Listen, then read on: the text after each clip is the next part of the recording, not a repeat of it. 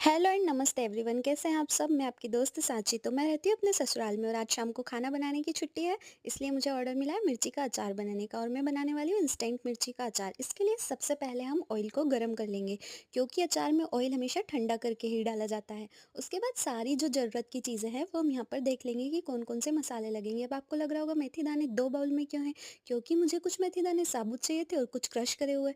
अब जो खड़े मसाले हैं उनको हम एक कढ़ाई लेकर के उसमें गरम करके अच्छे से रोस्ट कर लेंगे।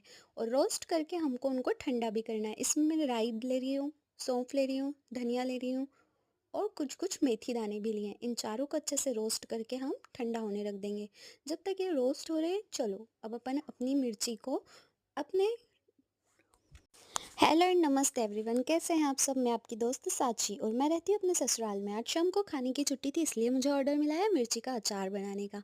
और इसके लिए मैंने सबसे पहले ऑयल को गर्म होने रख दिया है, क्योंकि अचार में हमेशा ऑयल ठंडा करके ही डाला जाता है। अब हम यहाँ पर सारे मसाले देख लेंगे कि हमको ये अचार बनाने के लिए, इंस्टेंट अचार के लिए कौन कौन से बेसिक मसाले लगेंगे।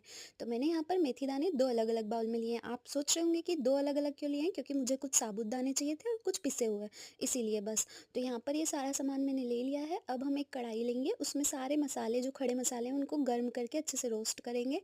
मैंने राई, धनिया, सौंफ और थोड़े से मेथी दाने लेकर के उनको अच्छे से हल्की आंच पर चला चला के रोस्ट कर लिया है। अब इसको हम ठंडा करेंगे। जब तक ये रोस्ट हो रहे हैं तब तक चलो अब हम देख लेते हैं कि हमको मिर्ची का क्या करना है। तो मिर्ची को आप अपनी चॉइस के अकॉर्डिंग कैसे भी शेप में कट कर सकते हैं। गोल गोल पीस भी कर सकते हैं और लंबे चीरे लगा करके भी काट सकते हैं। तो मैंने यहाँ पे लंबे चीरे लगाए हैं।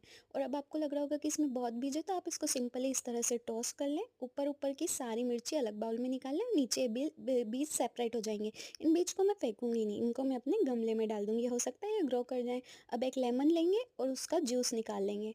हींग हींग, नमक, हल्दी और ये सारे मसाले हम मिर्ची के साथ में ऐड कर करके साइड में रख देंगे।